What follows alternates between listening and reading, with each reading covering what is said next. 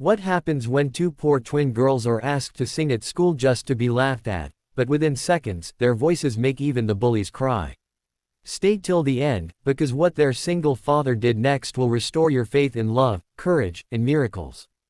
Heartbreak sparkles. And hey, if this story touches your heart even a little, don't forget to like, share, and subscribe for more stories that prove kindness still exists in this world.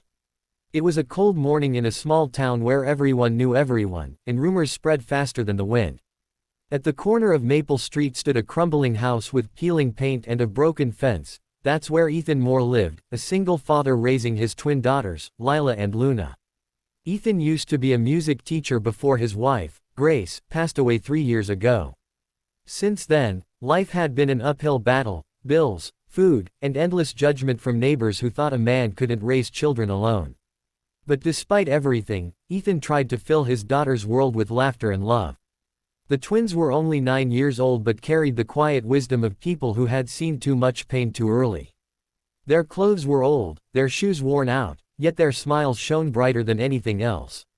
Every night, before bed, Ethan would strum his old guitar, teaching them songs their mother once loved. Their little voices would join his, soft and pure, turning the small house into a home again. One Monday morning, the girls went to school wearing hand-me-down dresses. Their classmates whispered and giggled, pointing at their scuffed shoes. In the hallway, Samantha, the principal's daughter, sneered, "Hey twins, why don't you sing at the talent show? Maybe you'll win some food stamps." The group around her burst out laughing. Lila and Luna lowered their heads, but their teacher, Mrs. Carter, overheard the cruel joke. She knew how talented the twins were. She had seen them humming softly during art class. So, with a gentle smile, she announced, "Actually, that's a wonderful idea. Lila, Luna, you're performing tomorrow." The classroom fell silent. Samantha rolled her eyes. "Seriously? This is going to be hilarious." That night, the girls came home in tears. Ethan knelt beside them, wiping their cheeks.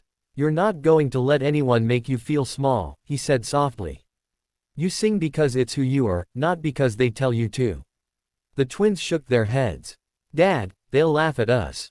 Ethan smiled sadly. "Then let them laugh. But remember, your mom used to say, the world can't laugh and listen at the same time. You just make them listen."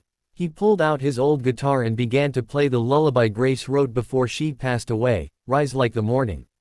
The girls sang along, their voices trembling at first, but soon they found strength. By the end, Ethan's eyes glistened with tears. He knew, his girls were ready. The next day, the school gym buzzed with excitement. Parents filled the seats, students whispered, and Samantha stood backstage, snickering with her friends. The twins walked onto the stage, their second-hand dresses ironed neatly by Ethan that morning. "Next up, Lila and Luna Moore," the host called. A few chuckles echoed through the crowd. The twins glanced nervously toward the back of the gym, where Ethan stood, hands folded, his eyes full of faith. Then, the guitar track began to play, recorded from Ethan's old instrument. Lila took the first line, her voice trembling like a leaf in the wind. "When the night feels heavy, and dreams fall apart." Then Luna joined in, "Remember, the dawn is waiting, inside your heart." By the chorus, something magical happened. Their voices blended like sunlight through stained glass, soft, haunting, and angelic. The entire gym fell silent. Even Samantha froze, her smirk fading as tears welled in her eyes. Teachers leaned forward. A parent dropped their phone. And when they sang the final words, "We'll rise like the morning," again and again, the room erupted in applause. Students stood to their feet. Some were crying. Even the principal wiped his eyes. The twins looked stunned. They'd never heard such applause before. Ethan, from the back, clapped with trembling hands, tears streaming down his face. He wasn't just proud. He was grateful. The video of their performance went viral overnight. Within days, millions watched the two little girls sing their hearts out. Talk shows invited them. Music producers called. But Ethan was careful. He didn't want fame to steal their childhood.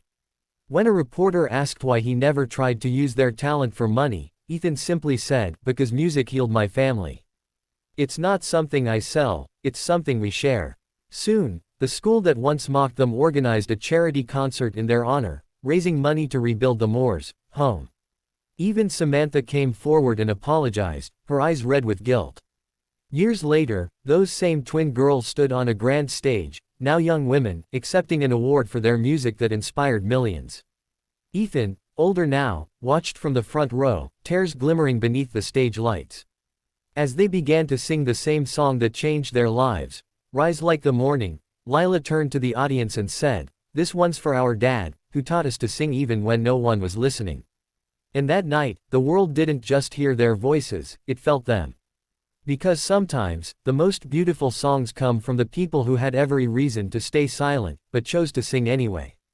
Heart, if this story moved you, make sure to hit like, share it with someone who believes in second chances, and subscribe for more true stories that touch the heart.